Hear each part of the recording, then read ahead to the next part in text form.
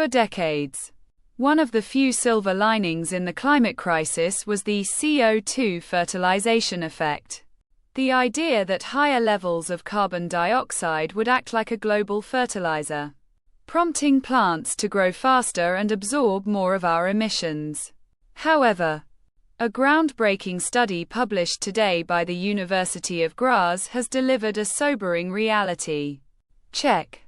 It turns out, our most advanced climate models have been overly optimistic about how much carbon the world's vegetation can actually handle.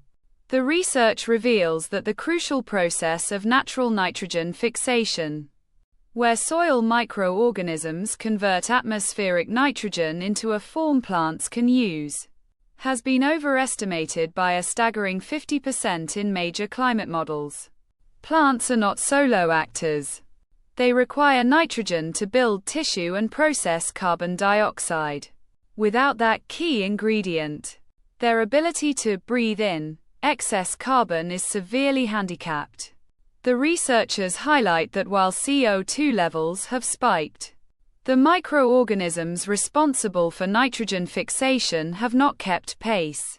In fact, many of these microbial processes are sensitive to the very temperature increases that excess carbon creates. This finding suggests that the biological buffer we once counted on to slow global warming is significantly thinner than previously thought. As we look at the year ahead, this data forces a critical re-evaluation of our remaining carbon budgets. We can no longer assume the forests will clean up our mess. The physics of the soil suggests they are already doing more than they can manage.